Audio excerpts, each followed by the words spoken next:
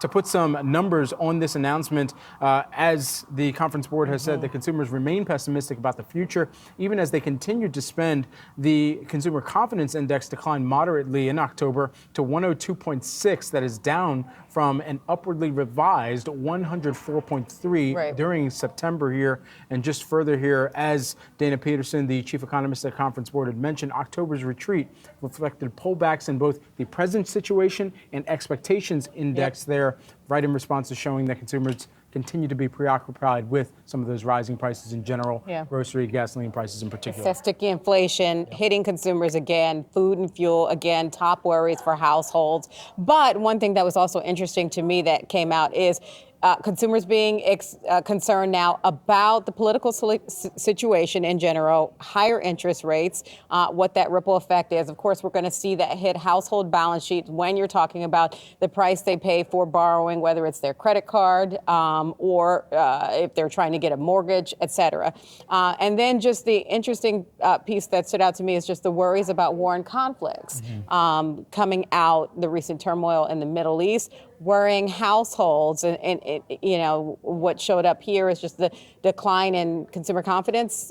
Conference board saying it's across households ages 35 and up. So, you know, it's not limited to lower to higher income, it's across the board. Two things that consumers also think about here. Number one, employment and what's the employment situation looks like. And as it's noted here, expectations for the next 6 months stay below the recession threshold of 80, reflecting a decline in confidence about the future business conditions, job availability, and incomes. And continued skepticism about the future is notable given U.S. consumers, at least through the third quarter of this year, continuing to spend heavily on both goods and service here.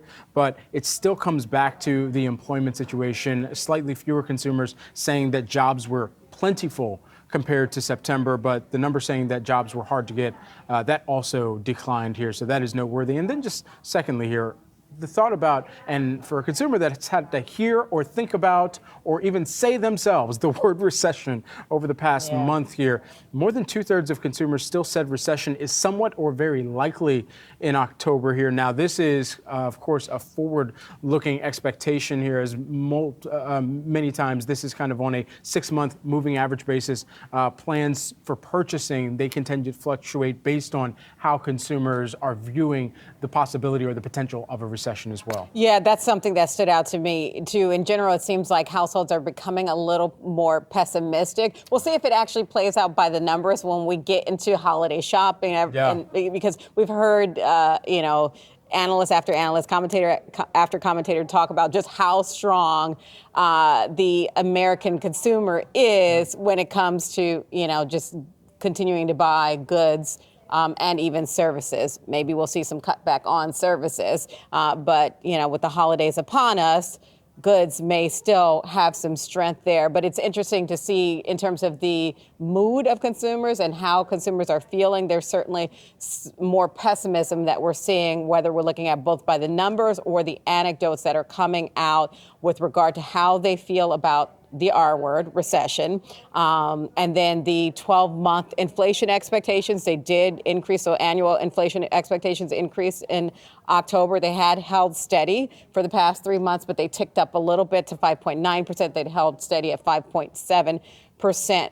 For the past 3 months. So, you know, there is certainly some worries that are coming into play, what we're seeing from this latest print from the conference board. Yeah, NRF expects consumers to spend on a household basis about $875 on average. So we'll see where that trickles through to some of the earnings as well as the economic data that we'll continue to monitor for you, the viewer out there.